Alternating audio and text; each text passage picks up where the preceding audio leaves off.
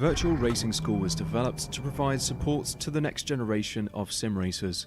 No matter if you're a rookie or veteran or what car or track you'll be racing, our goal is to provide training every step of the way.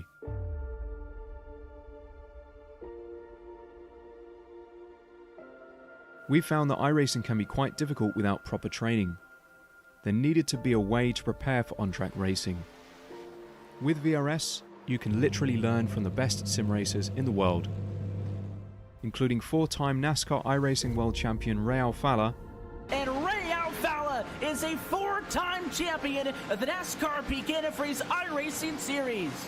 3-time iRacing Grand Prix World Champion Martin Kroenke. Martin Kroenke becomes a 3-time world champion. Rallycross World Champion Mitchell de Jong. Mitchell de Jong is now champion for the iRacing Rallycross World Championship Series. And many other top sim racers. Data packs include everything you need to start learning. Our World Championship coaches create the data packs by setting a hot lap or a series of fast laps for you to compare, analyze, and replicate. Data packs also include a tutorial where the coach points out techniques they use to hit the fast lap. This gives you access to the latest driving techniques and setups before you even hit the track. Sign up for a free account and download the VRS telemetry logger. With this application running seamlessly in the background, your laps automatically start syncing to the VRS website. From there, you can analyze and compare 2 laps of your choice, whether it's your data, the coaches, or your teammates. VRS will automatically target improvement opportunities so you can get up to speed even faster. VRS also makes it easy for you to request and schedule one-on-one or group coaching sessions. These sessions can range from 30 to 90 minutes, and you can select the car, track, and setup combination of your choice. Visit virtualracingschool.com today to sign up and get started.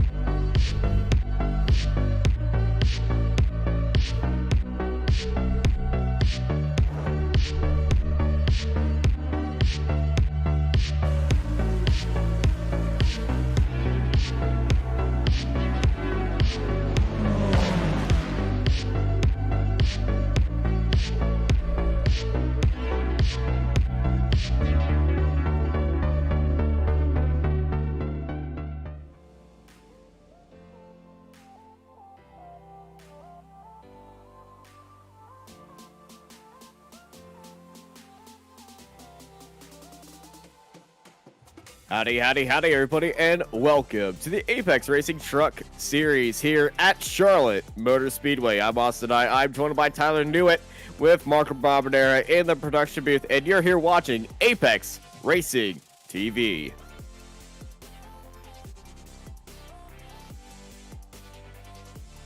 Tyler, after 2 rounds of the ARL Truck Series, one at Daytona and one at Watkins Glen, we're coming back into our little corner of ovals that we love here in America. Well, we, as in the NASCAR officiating body, because these ovals are everywhere. Charlotte, the base plate of all NASCAR and home to the NASCAR Hall of Fame. How's this oval going to be for these trucks? Yeah, it's been a nice variety to start the season for these truck drivers. As you see the championship standings on your screen, Norbert Leitner leading Andrew Navarro by 5 points. And of course, Alessandro Deladane in there in third. He moved Charlotte up to pro, by the way. Yes, yeah, bumped up to pro for this week has Alessandro. There's your AM championship standings with Dane Baird and Mark Tranter leading Shane Dunn. But yeah, Charlotte is going to play out more like Daytona than Watkins Glen, certainly. Definitely drafting going to be a part of this. As we were just discussing before we came on air, it's probably going to look a lot like Daytona to start.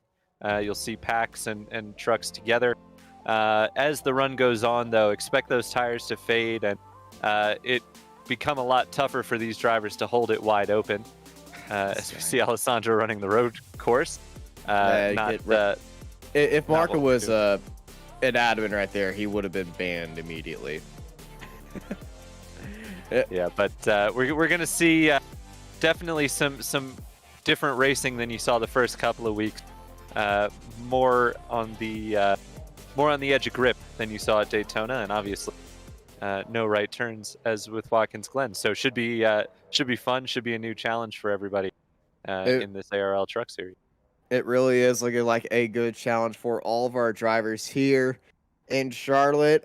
Qualifying times, most of them putting in times. Fraser Smith, Peter Bennett, and Alex Roggenbuck not putting down a time right there. Alessandro Daldone did put in times and then he went exploring, but it's Andrew Navarro taking pole position and the front row with Lunatic Racing 1-2 with Bradley Wilson starting right next to Dan Parmalee and Norbert Leitner, championship leader, starting down in 4th, followed by Tim Perry, Sebastian Deltwire, Alessandro Daldone, Mark Hutchison, James Mordos, and Victor Lewandowski leading the front of the Amsfield, ahead of Martin Shirley, Kevin Kittleman in 12th place, followed by Shane Dunn, Loki Brown, Sam Fitzpatrick, Trevor Humphrey, Max Wolf, Samuli Kumo, Mark Tranter, Kev Copeland, Dane Baird, Fraser Smith, Peter Bennett, and Alex Roggenbuck at the end of our 24-car grid here at Charlotte, as they're all parked up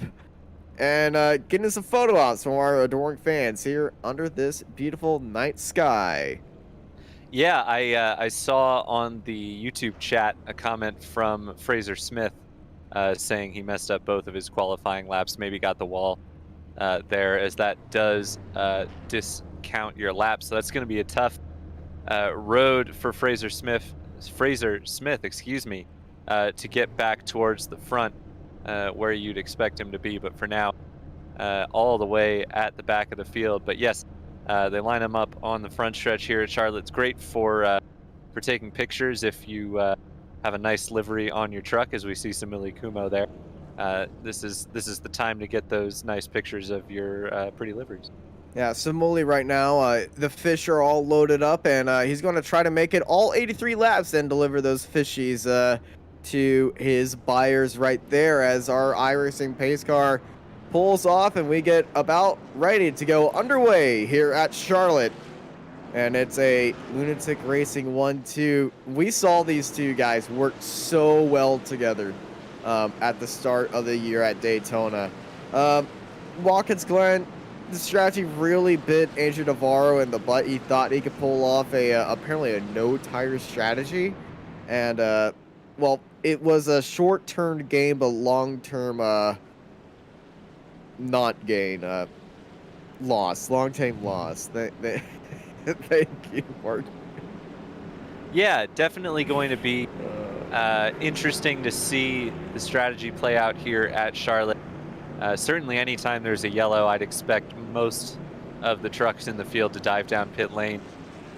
We talk about how it's more like pack racing at the start of this race, but if you're on older tires than the rest of the field, I get the feeling you're going to be going to the back pretty quick. So it's going to be crucial to stay on fresh tires as the Lunatic teammates lead the field to the green. Yeah, our iRacing pace car about to pull off right now as they come out of turn 4, heads into the pits, and the ARL Truck Series is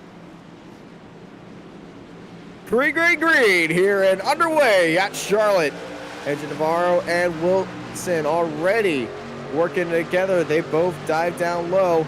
Wilson doing the blocking for Navarro as Navarro and Wilson take off in that bottom line. That is 2x2 for the rest of the field behind them. I see Sam Fitzpatrick actually just off on his own.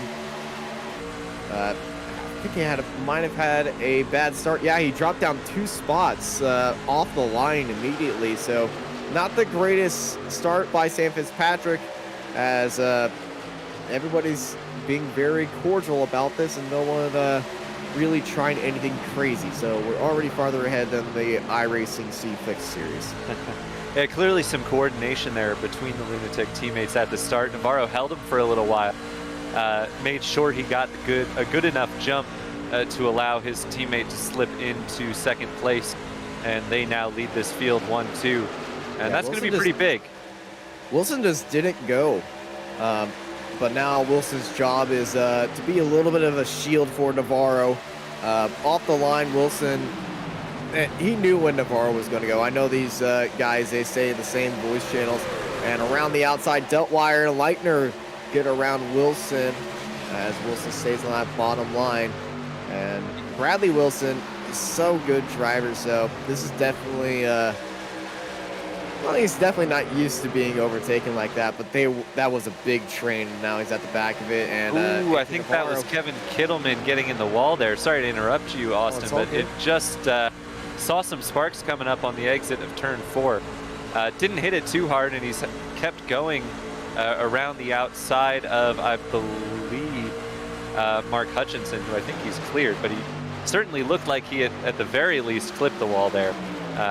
It's so easy to clip the wall coming out turn 4. Especially when you find yourself in a 2-wide situation like Kittleman is right now. In fact, Kittleman, the top running AM class driver at the moment. You just get a little bit up out of that ideal groove on the bottom, and sometimes the car just takes off on you, doesn't it? Absolutely. I know coming out of the final corner, you'll sometimes hit a bump. There's no bump here, but in Texas, oh man, the drop off of that corner just swings your car, and you can get extremely wide as Alessandro Dalladone goes flirting with disaster up there with the wall. Yeah, that looked a bit more deliberate from Alessandro than what we saw from Kittleman. He was trying to run that top line. Later on in the race, I think that might be more effective. You can get that momentum to carry you down the front stretch and maybe try and make a move on somebody. But at this point, when the cars have enough grip to run the bottom flat out, I think Alessandro is just costing himself time. He is going to be costing himself time, but he is going to be saving his tire life for longer by doing that if he stays with the same strategy. We'll see if that continues to work out, as the top 3 have a bit of a gap above Tim Perry to be right on board him in 4th place. Got a good view of Deltwire, Leitner, and Navarro up ahead, and it's about a 2-3 car gap back to Dalladone and Kittleman. I'm really surprised how Wilson has struggled to keep up with his teammate Navarro at the front. Looked like they were working together at the start, and you kind of figured they might stay working together and hold the rest of the field at bay, but he hasn't been able to play that rear gunner role for his teammate Navarro, and is working hard here to defend against Alessandro Dalladone, and I'm not sure he's got the pace to hold him off for too much longer. Alessandro has been all over him for the last couple laps. Now it's Kittleman who dives to the inside of Dalladone, so that group there really squabbling over the fringes of the top 5. Kittleman looking to put more spots between him and second place in the AM class. Everybody running for the same points here, so if you can get a few cars between you and the next in class, you're going to be golden in the AM class runners for sure. But now it's the battle for the AM class lead between Brown and Kittleman side by side. It looks like Brown's going to prevail. Yeah, and what Alessandro is doing right here, just staying on that outside line, is really going to throw a few wrenches in some of their plans, as everybody is getting out of that 2-wide action and going into that single file line that we usually see at quad ovals like this. Some say tri-oval, some say quad oval, because they have that little break in that tri-oval area. That's why I say it's quad oval. Look at this, 51 of Wilson and Dalladone side by side. They're almost 3-wide right there as Alessandro almost hits the wall. And the 83. I'm not sure Alessandro didn't hit the wall there. He got awfully high, and you could see the car kind of stutter step as if he had just brushed it. He was trying to send it to the outside 3-wide on the 83 of Tim Perry. He's trying it again now. He had a little bit of a better run there. What Alessandro is doing right now was working earlier because that inside line was stacked up, and the cars on the inside were having to check up where Alessandro had clear sailing. He's in the wall again. Yeah, he's really hurt himself there. That's going to drop him well down the order. Perry went down low, and well, he was getting hit by that side draft model that iRacing has so perfectly, and just unfortunately got into the wall right there to fill down the field. Maybe he should have been doing laps on the road course. Yeah, jump the cushion, as they say. Yeah. Obviously, it's a bit of a different meaning in dirt racing and paved racing. Really just an air cushion that Alessandro was unfortunately a little too high to really make use of, and it's dropped him back down into the teens. So he's going to have to fight his way forward. I mean, props to Alessandro for trying to make that outside line work, because he's the only one we've seen doing it, and he was having some success with it. But that's the pitfalls that come with putting yourself that close to the wall. It can hurt you in a hurry. It really did hurt him in a hurry right there, but it also held up Tim Perry, and it's allowed our top 3 to pull away from 4th places. So we got a 3-car breakaway here at Charlotte, and then it's 7/10 to Perry, then an entire second to Wilson in 5th. This is if this race stays green, this strategy might be extremely crucial here between our top 3 drivers. Yeah, I think there's going to be a lot of saving of stuff that goes on for sure. Saving of tires, saving of fuel. Absolutely. If this goes green all the way, are we going to see a driver just attempt right sides only? I feel like somebody's going to have to try it. You know, it's right there. Yeah. Hutchison. Sam Fitzpatrick is also running that high line. He looked to have kept it clear. He is working right now on the the 27 of Victor Levandowski. Oh, Brown's in the wall. Plate. Brown has fell down 2 spots, Yeah. and he's going really slow. 3 wide coming out of turn 4. Big trouble for Lockie Brown. As you see Alessandro go by, that kind of gives you an impression of how far getting in the wall will set you back. The 2 drivers who've hit it the hardest right there together in 14th and 15th. So big trouble for Lockie Brown there, but he'll look to fight back as we see drivers making more use of the whole track now. More drivers up in that top groove. Alessandro clearly not afraid to get back up there if it means moving forward, which it does. He gets 2 for 1 there as he jumps the 27 and the 67 Lewandowski and Fraser Smith. So Alessandro clearly has the pace to be up front, just set back from that wall contact. I really have to say something. Fraser Smith got extremely loose at the bottom of the track. Coming out of turn 4, had a massive wiggle on underneath Lewandowski, and that would have been our first caution. But it is not, as we continue our longest green flag run of this season. 18 green flag laps as Sam Fitzpatrick leads this little group, and just sitting at the edge of top 10. It's a good run so far for Sam. Just, as you said, just kind of scraping the edge of that top 10. He seems to have made that top lane work. He moved up there a little after kind of the first few. You know, we saw Alessandro was early up there. Lockie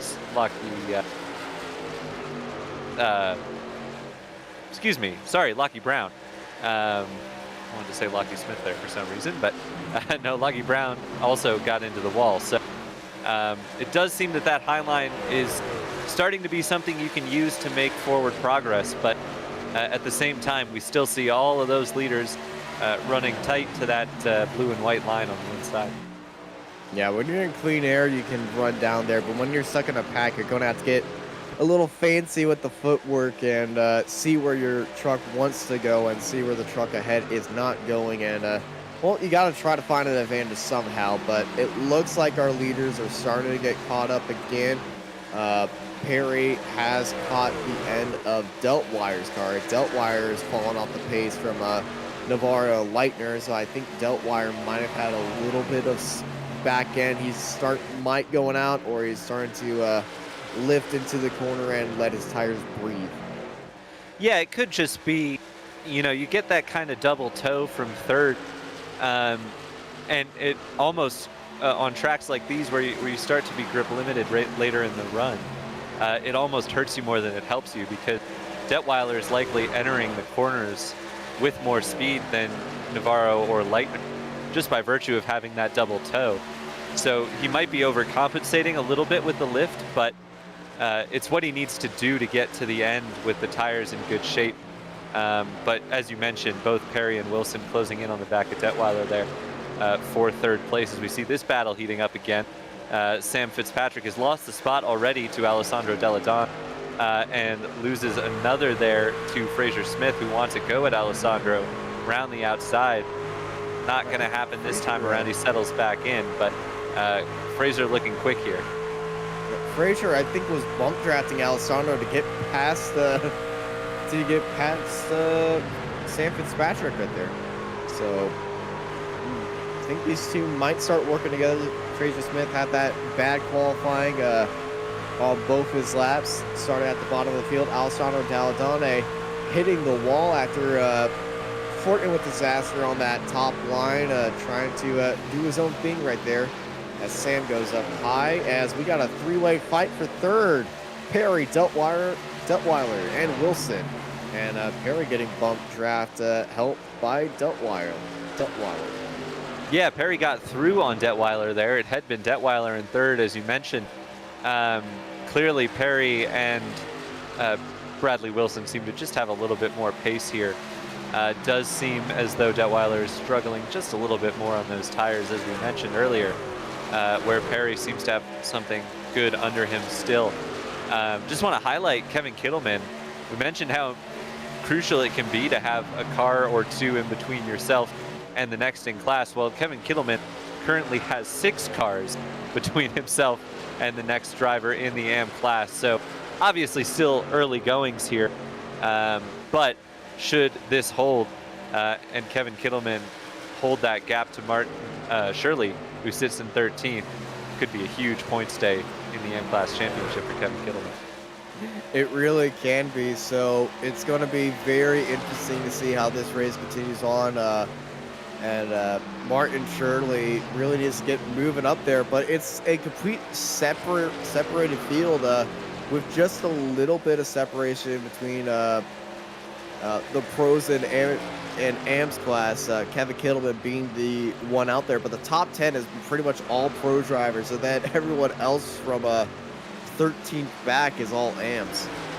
They must have held on to it, but right as we cut away there, it looked like we were going to see some contact between Detweiler and Wilson. Don't see him tumbling down the order, so they must be all right, but this battle is too hot to ignore right now. Alessandro Dalladonna ahead of Mark Hutchinson and Fraser Smith. Hutchinson inserted in between these two, but it's clear the drivers on the move are the 61 and the 67, Dalladonna and Fraser Smith. Obviously, Alessandro was running up front earlier on and set back from his wall contact. Fraser Smith, as we mentioned, didn't set a qualifying time, so had to start all the way at the back. He's up 12 spots from where he started in 22nd position, now finds himself in 10th.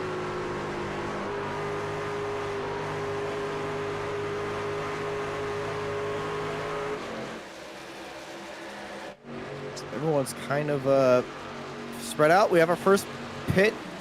It's Alex Roggenbuck heading into the pits. Yeah, all 4 stop and get it on going. Here, yeah, so. no evident damage there unless it had already clicked the fast repair. So you'd imagine it's a schedule stop for Alex. I have a feeling this is a scheduled stop. Trying to do what Carrio's competition did.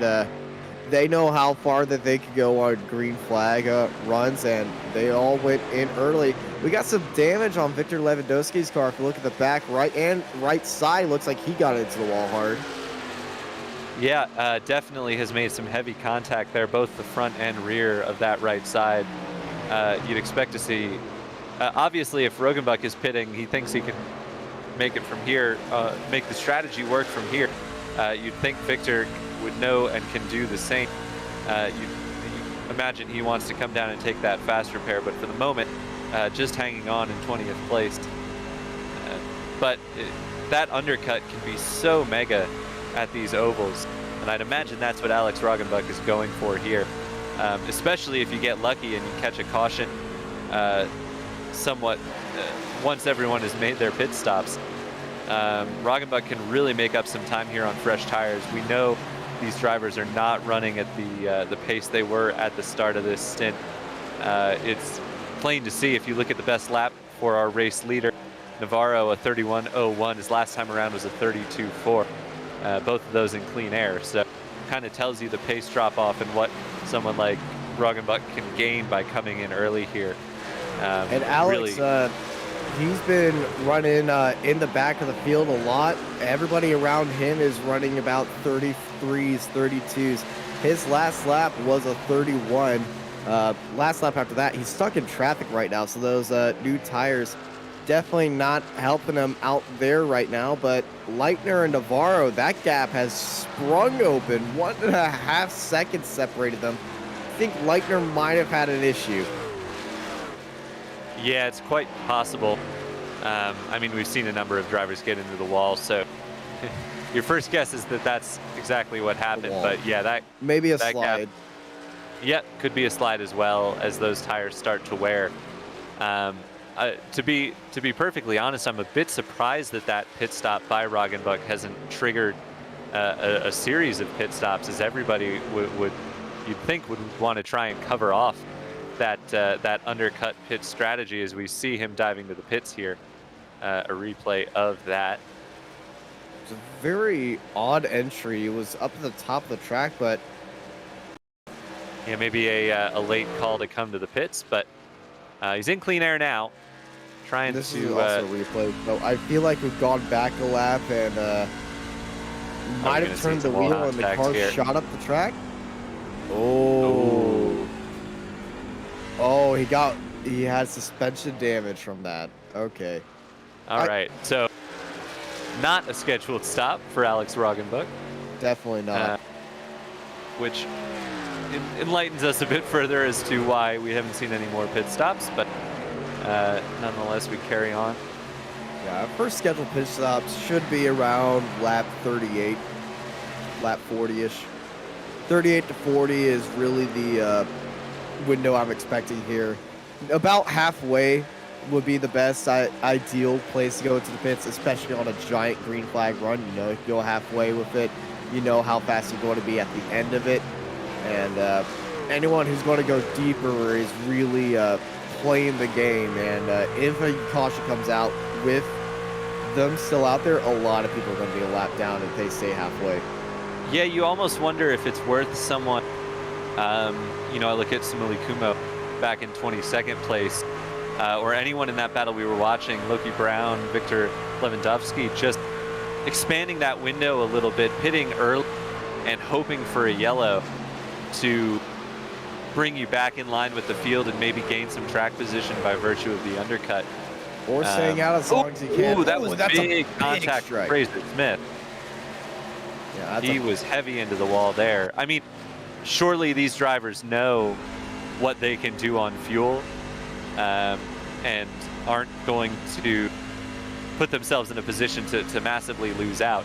But, you know, if I'm someone kind of towards the back of that field, I'm looking at what is the earliest time that I can pit in and get as much track position as I can. I think Samuli Kumo might be doing that, or Lockie Brown, as Lockie and Samuli dropped off a lot. Lockie Brown on the outside, Samuli Kumo dropping off a lot of pace. Oh, Samuli's got damage on the right front. That was another wall hit. So one of these two drivers are going to be going to the pits very soon. We're hitting lap 38 very soon. The strategy that really plays the safety car and hopes for yellow is not pitting at all, just staying out as long as you can. And if a yellow comes out, the people that have gone into the pits are a lap down, except for the lucky dog. You're going to have a free pit stop with that. And if you somehow lap the entire field and then a caution comes out, you just have to face one person. For sure, yeah, there is definitely something to be said for staying out and trying it's just a to very get lucky risky with the game. yellow. Yes, yeah, there either way, you're risking something, and I think if you're someone towards the back of the pack, you're not going to have that many cars behind you a lap down, and I think that early pit stop is to your benefit. But I think you're absolutely right. Someone at the front, you know, our race leader Andrew Navarro, Norbert Leitner, Tim Perry, especially Perry, who we've seen just based on his pace and the way he moved forward kind of in the middle of the stint seems to be pretty gentle on his tires. I'd expect Perry to stay out quite a long while until the end of the fuel stint. I had to catch myself there. Fraser Smith had another big wiggle coming out of turn 4. He's in the wall again. Fraser Smith, that's 67, is getting a little bit beat up on that right-hand side, and those tires are starting to go. And Alessandro Dalladone first one into the pits on lap 41. So clearly Alessandro is listening to what we're saying. Well, he has been noted as the brains behind Carrio's competition strategies. So he is going on that early stop strategy, wanting to work up through the field. And after his early incident with the wall, he definitely is going to have to go out there and do a little bit of undercutting. Yeah, for sure. There's not a ton to lose here for Alessandro. Obviously, getting trapped a lap down would be unfortunate, but you kind of expect when you pull something like this that you're going to be followed in. And indeed, Janos Modos has made his way down pit lane. So clearly Alessandro not the only one. Trevor Humphrey headed down pit lane as well. Would expect, obviously, with the trucks having made it halfway, anyone should be able to pit here and make it to the end. You'd have to believe. Oh, yeah. Would expect soon we start to see that proliferation of cars down the pit lane. Yeah, the procession of cars is going to be very soon, as everyone else going into the pits, going very slow into pit lane. Was that Victor Lewandowski? It was Victor Lewandowski. Looks like he picked up even more damage, as this is the battle for second place. Leitner and Perry 3 seconds behind Navarro. Navarro doesn't seem to be slowing down. No, Navarro clearly is the class of the field out here today. I think it's going to take somebody with good short run pace on a restart to unseat him, unless if there is a restart. If there is a restart, of course, unless he's really killing those tires, but it certainly doesn't seem like it at the moment. Though, as we mentioned, Tim Perry continuing to move forward on the long run, so whatever he's doing to keep the tires under him is working out well for sure. It's got to be the pink car. You know, it's a lighter color. It's lighter on the tires. You know. Less heat going through the bodywork. Yeah, absolutely. Yeah, black paint absorbs more heat. I wonder if that's actually translated into somebody choosing a pink color. Oh, I'm sure in like Formula One they consider it, but I have to believe. Hey, there's a lot of matte paints out there in Formula One now. Oh yeah, yeah. Especially at the rear of the car. And Bradley Wilson, Andrew Navarro's teammate, heads into the pits. Yeah, so that's kind of the first of that front-running group. You could obviously argue Alessandro was in that front-running group, but he was on the recovery drive. He was. Yeah. So it will be interesting to see where Alessandro comes out relative to Bradley Wilson. And at the bottom of the track, undercut helped him out. You can really see the difference between the tire grips right there, as that's Lewandowski storming past Perry and Leitner, our second and third drivers. You get to see the difference in pace now, as Dan Parmalee, Kevin Kittleman, Fraser Smith, Martin Shirley, Mark Hutchinson's heading in there. Oh, it's a party in the pit lane. Yeah, we're clearly reaching the end of the fuel stint. Alessandro did come out ahead of Bradley Wilson, which is significant. Bradley running in the top 5 when he came into the pits, so that undercut is definitely going to help Alessandro with track position. He sits about 3.5 seconds ahead of Bradley Wilson. Leitner in the pits from second. You could see he was struggling with tires a bit more than Perry and Navarro, so he'll be looking to put on 4 fresh ones and see if he can't move his way forward some. Yeah, and Alessandro Dalladone beating everybody else out with 5 laps fresher. Well, 5 laps fresher tires than everybody else. Those 5 laps have jumped him into the top of the pit queue. He's got Kumo, Copeland, Wolf, and Leitner up ahead. And oh, the 82 looked like he was going to go into the pits very slow. And Dane. Oh, no. Oh, overcorrected. Had to try to avoid what the 82 was doing. That just killed all of his momentum. There's Leitner coming out of the pits. Dalladone's still going to have the pace up there, but yeah, he's still going to be leading out the cube. That strike to the wall really killed off a lot of momentum. And if I was Tim Perry or Navarro, they would look like they would be jumping Dalladone right now. But with that damage, it looks like Bradley Wilson will be able to catch him very soon. Well, you'd think so, but I mean, look at where Norbert Leitner came out relative to not only Dalladone but Bradley Wilson. You know, we talked about, we talked about the assumed risk. You know, if the caution does come out during the pit cycle, but it's clear Alessandro has played that undercut to perfection, just as we were discussing at the start of the pit sequence. He currently sits 5th in pro and 7th overall, as you see the battle between Leitner and Wilson. But this is going to be into the pits as Tim Perry goes off into the lead, as this is Wilson and Leitner battle for the net lead, or the leader of the drivers who net second place of drivers who have gone out of the pit lane. We got to see where Navarro comes out right now. He's making a stop. He deduced that 51 laps should be the best strategy if this stays all green. Gives him more fresh tire running towards the end, because remember, the earlier you pit, the more worn tires going to have near the end of this race. It's true, but there's so little difference between a couple of laps on the tires, and we saw how much Alessandro gained. If Leitner and Wilson, as it looks like Navarro is going to come out just ahead of Alessandro, but the momentum carried it over. Yeah. Alessandro Dalladone takes the net lead of this race ahead of Navarro, but Navarro is right there. Well, and you'd think Navarro would be able to get by Dalladone relatively easily. And in fact, according to my timing screens, he has. He just did. Yeah.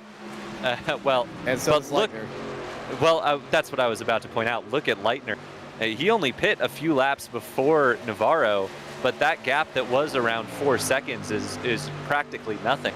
And we suddenly have a battle for the lead here on two cars with very slightly different levels of tire wear. And with Navarro working through traffic, this is probably Leitner's best opportunity he's going to get already. Yeah, he's right next. It's not much of a fishy situation, some would say, but Samuli Kumo definitely not giving way to anybody right there. Just staying on that top line, and they're going to have to get around them like you have to get around any sort of fish shipment.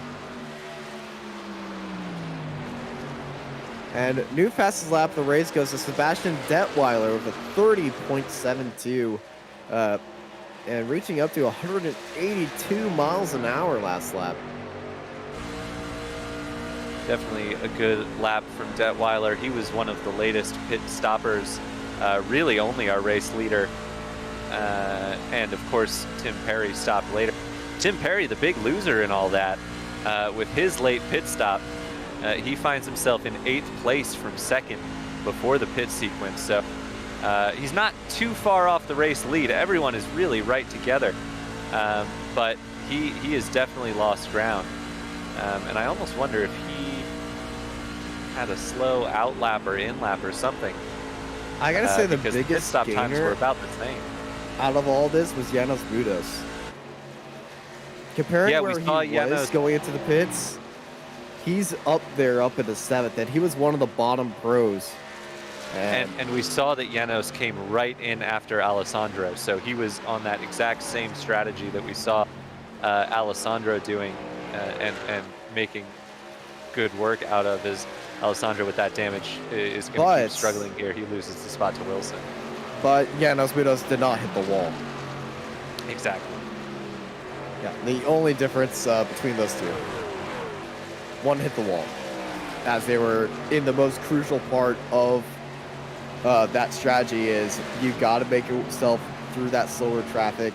You got to carry that momentum as everybody else is still on track. And now that we're through the first pit stop cycle, it's Navarro, Leitner, Wilson, Dalladone, Kittleman, Kevin Kittleman, and Alessandro Dalladone actually in the battle for 4th place. Kevin Kittleman, the amateur right now, just massively in the lead, miles ahead of Shane Dunn, who is second place in the amateur division. Yeah, Dunn got the jump on Martin Shirley in the pit sequence as well for second in AM, as you mentioned. But Kevin Kittleman clearly has the measure of the other AMs in the field up in fourth place, and he seems to have played the pit strategy quite well himself, hanging on to that fourth place and actually moving forward past Alessandro Deladonna. Leitner losing almost a second to Navarro now. Navarro is so good on those tires, so fast, and that he's able to keep that momentum in there. So Navarro just has to keep his head down and continue doing what he does, because he is pulling away from Leitner. Across the line, 25 laps to go. Bradley Wilson sitting in third, trying to close down that 4-second gap to Leitner and try to make it a lunatic 1-2. Tim Perry, latest of the stoppers, sitting in sixth, and I gotta say, one of the fastest cars out there on track and all the newest tires. Yeah, I really think though that Perry. Dane Baird has gone for a spin, but it hasn't brought out the yellow that I was about to say Tim Perry needs. That's not the right course, Dane. Something broke there for Dane.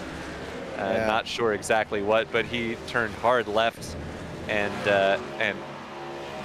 locked it down. I'm pretty sure that was a hardware failure of some sort for Dane. Yeah. Very lucky he avoided the wall on the inside, so he could get that fixed, get back out on the track, get some laps down, and maybe if somebody has a very unfortunate issue, a caution could come out. We should see some retirements right there, but they do have a fast player in this series. So if there hasn't been a caution here, I don't think any car is going to be retiring. And yeah, that is me putting out a prediction that's soon to fail. Yeah, I think that what I was going to say is Tim Perry needs a caution, because I think he is in really good shape. And if it comes soon enough, he might be able to make staying out, not coming to the pits work, because he's clearly got the long run pace in that car as he has finally made his way back up to third. Yeah, but that gap around is the inside, and Bradley Wilson falls down to fourth place, and that is just a difference of 7 laps on tires right there. Yeah, it's not nothing for sure, especially at this stage in the tires when those drivers are just starting to fall off who pit early on. I got a message from Dane. His wheel disconnected. Yeah, that's really what it. And he got a speeding penalty coming out of the pit lane, and then a pit entry penalty on his way to serve it.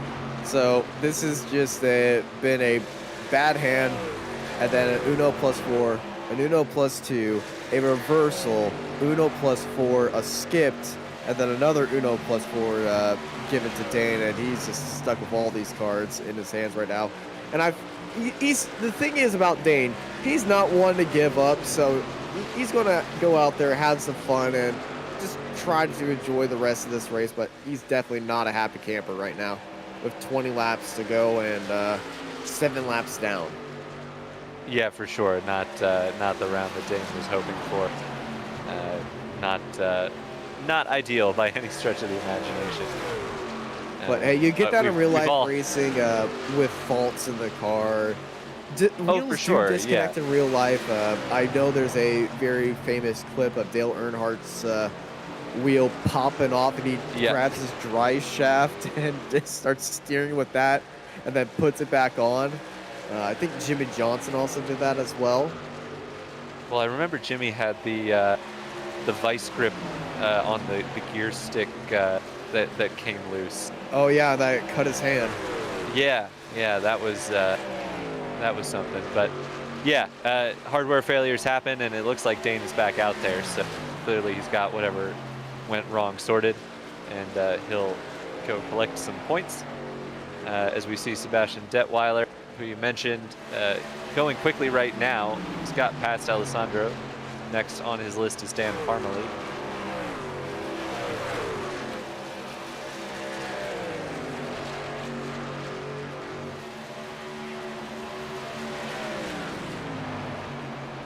this bunch hasn't really broken up. The Bradley Wilson-Kevin Kittleman battle with Dan Parmalee in there as well. They seem to be right about at the same pace. They've had Tim Perry come through in the third, but doesn't look like there's anyone charging hard who would threaten this battle for fourth.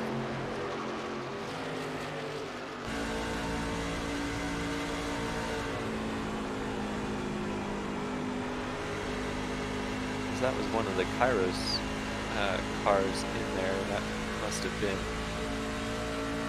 Dane a lap down, I think. Yeah, no, that is Dane.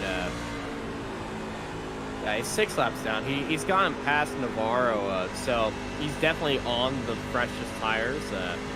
Though I do not think he'll be able to get back onto the lead lap. But hey, he's going to try to do whatever he can and just enjoy the race. 16 laps to go as Dalladone and the 55 of Motos. And Motos, he's got a lot of damage to the rear of that truck. Yeah, not quite as much as Alessandro. No, you really feel for truck. The side of Alessandro's truck is more scraped up, but Motos looks like he was rear-ended by somebody. Yeah, it's tough to say. It looks to me like he just caught the wall with the right rear, but it is tough to tell. But you really feel for Alessandro. Definitely looked like he was going to be in good shape for maybe a top 5 with the strategy he was on, but it all went away in lap traffic. I think it was actually Detweiler, who currently sits in 6th, who had the moment that Alessandro lost it trying to avoid. It was Sebastian. Yeah, and Sebastian Detweiler is definitely definitely the driver that has well, not besides Andrew Navarro, hasn't really moved a lot from where he started. Everyone else up there, Kevin Kittleman is definitely the biggest mover of that field. Peter Bennett also a big mover. Bennett up 8 spots. Kevin Kittleman up 7. Max Wolf also up 7 from a very bad qualifying. But man, what a drive Navarro is putting down here in Charlotte. And that's just the Andrew Navarro pace that we come to know here. His long run pace is unmatched by anyone else.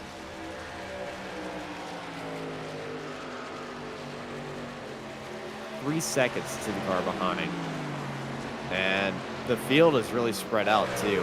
We do have few groups of 2, few groups of 3 in and out here. I believe Dane's gone back into the pit lane, so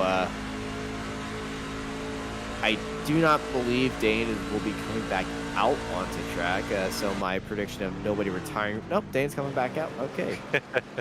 My prediction is still alive with 12 laps to go. Come on, Dane, finish the race. Yeah, it's been a impressively clean race from everybody. Really impressed with the driving standards here. Just everybody keeping it orderly. Obviously, we've seen some run-ins with the wall, but everyone doing their part to race hard and fair. And Navarro is continuing to stretch that gap, as I think you mentioned.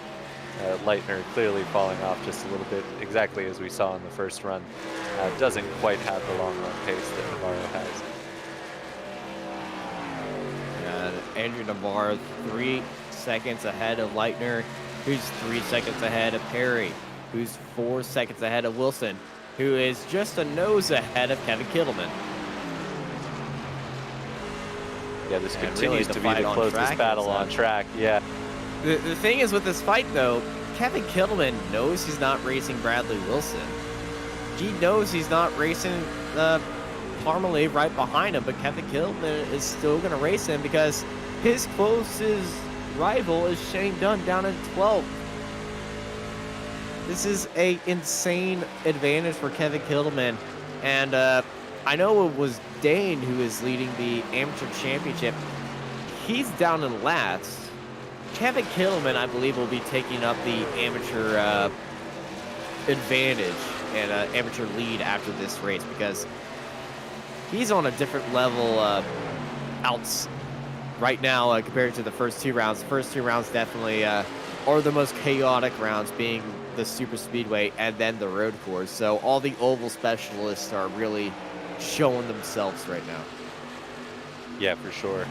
Yeah, it's tough to get a sense of what the championship's going to look like when you go to two very atypical tracks to start what is essentially an oval series. Yeah, it's like playing clean codes. You determine the starting order. Exactly, but which is not to say, you know, the cream still rises to the top as always, but Absolutely.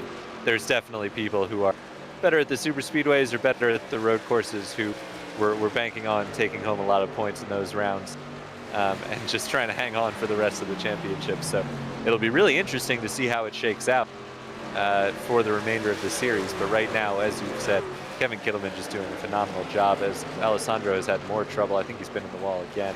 Yeah, that's more wall damage for Alessandro. Big drop off of pace and down at the 12th now. So Shane Dunn, he's got one more spot on Kittleman, but I feel like these tires are starting to go off now for Alessandro Dall'Adone. 6 laps remaining here in Charlotte, and I think if they continue on, this is the fastest round we've ever had in the RL Truck Series. Sure, that is an extremely small sample size. Well, clean and green is always fun, and it always clean and green is goes the by best way quicker to than go. you think. No breaks in a race, no competition cautions, no stages. It's just pure racing from start to finish.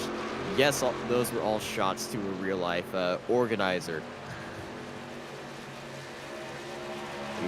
He seriously just doesn't ask his drivers what they want. That was Navarro putting a lap on Peter Bennett, I believe. He is lapped well up through the field. Shane in a battle with Shirley right behind him, but Shane's got a extra stripe on his car. His car already looks good, but he's got that Charlotte stripe going on right now as he's behind the 33 of Mark Hutchison, looking for 10th place, but he's got to get a move on because that's the 99 of Martin Shirley. We were talking about him earlier. He likes being a little bit quiet behind the wheel, but he really knows how to get that thing going. This could be a fight for the second place in the amateur field, and here comes Shirley looking up the inside. Yeah, Shirley, I believe, was our pole sitter at Daytona, so he's clearly got some pace and wants to be towards the front of the Sam field. And you have to believe he's going to be a factor in the AM Championship before all said and done. But he's going to have to pick up a few more spots to cut that gap to Kevin Kittleman here. And Shane Dunn is the one directly in his path. Yes, Andrew Navarro, I would say the driver with probably the least amount of camera time that we had all day.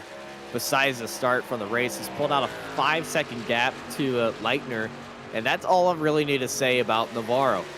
Pulled off a 5-second gap to the car behind him, and the car behind him is nearly on identical tires, and, well, that gap he had going into the pits at the start of the pit round of about 5 seconds is back to 5 seconds.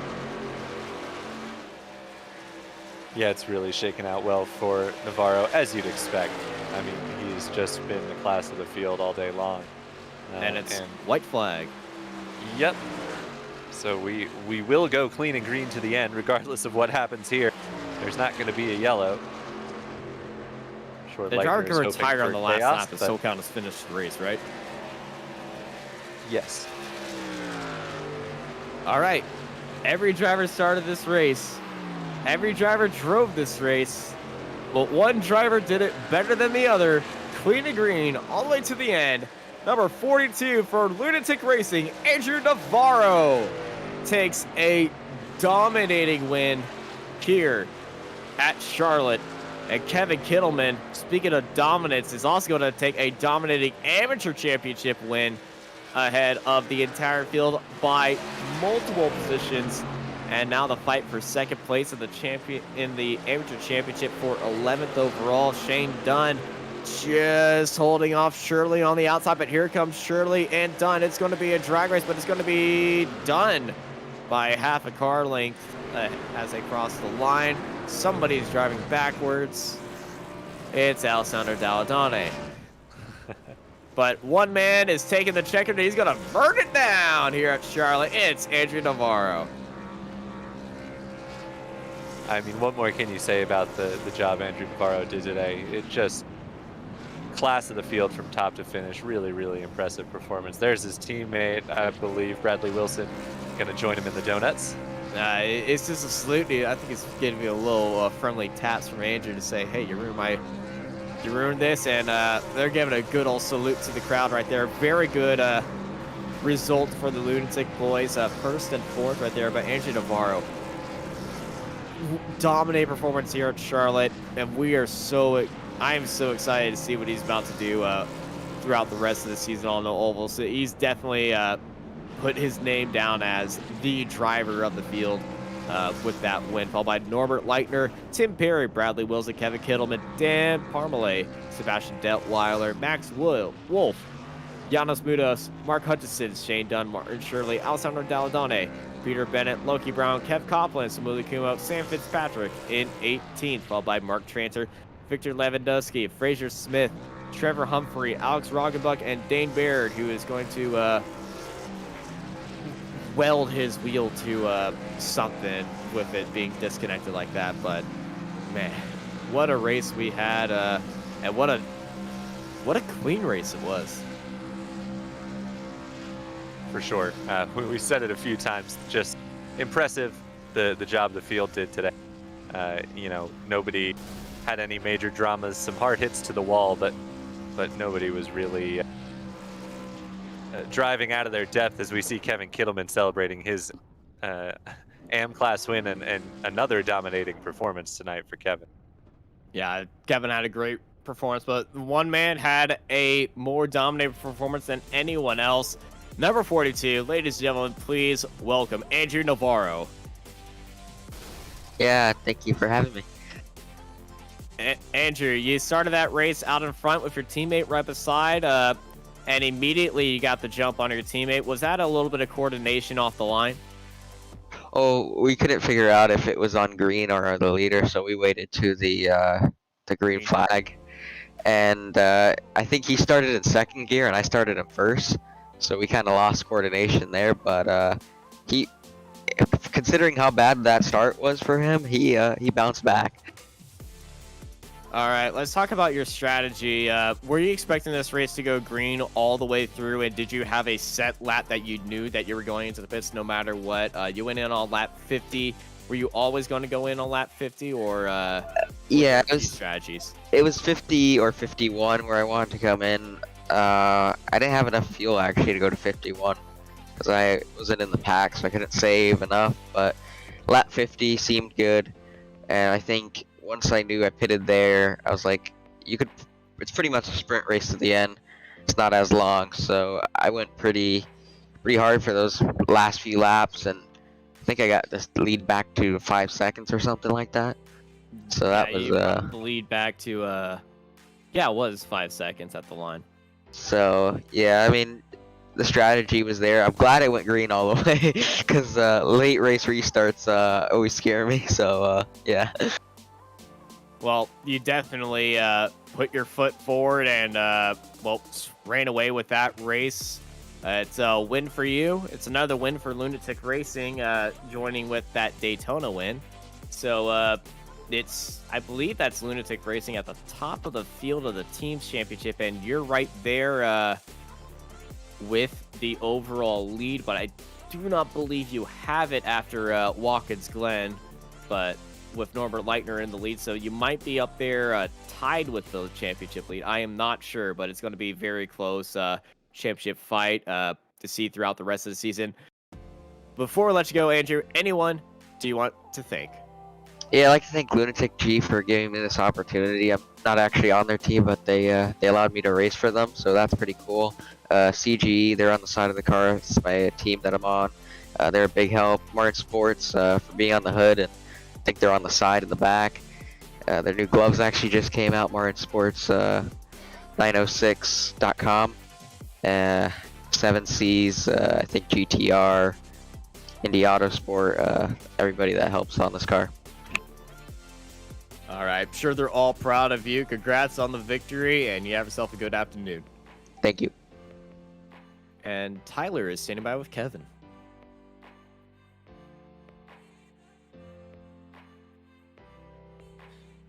Kevin Kittleman, do we have you?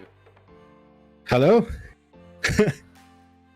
Well, Kevin, what an impressive performance from you today. We were highlighting the job you were doing relative to your AM class compatriots throughout the race, and really seemed like you were the class of the field there as far as the AM runners were concerned.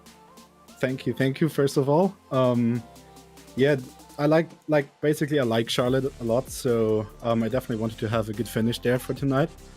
And after my practice laps, I thought like I could also hit my marks during qualifying. But for some strange reason, I wasn't really able to hit my marks. So for me, it was kind of like, I know those races at Charlotte, and especially over this distance, are all about tire preservation. But yeah, I kind of wanted to push at the beginning and then try to see what I can get from there. And yeah, in the end, it perfectly worked out for me. I was going to ask about qualifying because we did see you move your way forward quite significantly and quite quickly. It seemed like you were picking up spots and putting them down right from the get-go, and ended up 7 places ahead of where you started. How much of that was down to strategy and the pit sequence, and how much of it was just outdriving where you qualified?